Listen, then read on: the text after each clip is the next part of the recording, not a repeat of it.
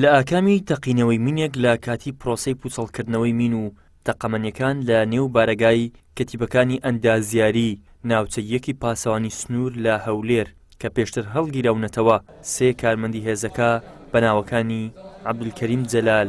مەسعود عەلی و ڕزگار مەجید گیانیان لەدەستدا. بەداخەوە ئەمڕۆ کاتژمێر سەعات 11:30 لە بارگای فەرماندەی پاسەوانی سنوور بەشی کەتیبە و هەندەسا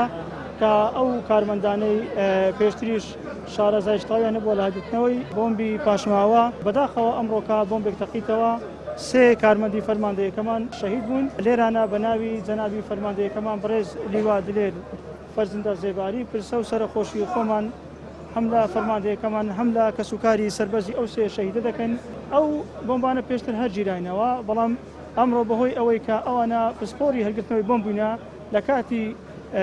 ممارەسە لە کاتی هەڵگرتن بۆمبێک تەقیتەوە. ڕزگار مەجید یەکێک لە قوربانیەکانی ڕووداوەکە وەکو بنەماڵەکەیان دەیڵێن سێەم شەهیدی بنەماڵەکەیانە و 2 مانگ بەر لە ئێستا لە خولێکی هەڵگرتنەوەی مین و تەقەمەنی بەشداری کردووە. خی گەورە هەممان دەباتەوە. ئەو پێشنی ڕوانێ تەلەفۆنم لۆکرا گوتیان برادێکی خۆم عقید عازی هەیە برادەرمە لە کۆی تەلەفۆنی لۆکردم گوت لێرێن ئەلغام تەقیتەوە لەکانی قژارەی برایەکەی منیش بەهۆی ئەوەی کە 2 مانگ پێش ئێستا دەورە کرابوو لە بەغدایە دەورەکەی تەواو کردبوو خەبیر بوو شادەی خەبیری بەدەستی نابوو دەچۆ سە و عدود و ئەوانە ئەو ئەلغام و شتانەیان هەر دەگرتەوە دیارە مانگانە خریان کردەوە لە دایرەکەی خۆیان لە دایرەکەی خۆیان خریان کردەوە ئەو ڕۆ دیارە لە دویان ناردیە چووە گوتبی نیوەمایە على ئەساس تەسلیمی عێراق بکەنەوە بەغدای بکەنەوە لەوێن دەرێ دیارە لە دەستیان دەتەختەوە و شەهید دەبن و ئەوە سێمین شەهیدی بنەماڵەکەمانە و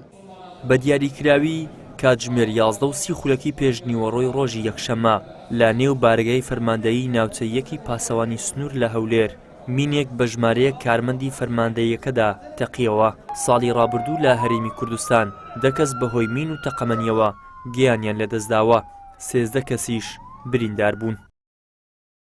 ئیدریس محەممەد، کەناڵی ئاسمانی پەیام، هەولێر.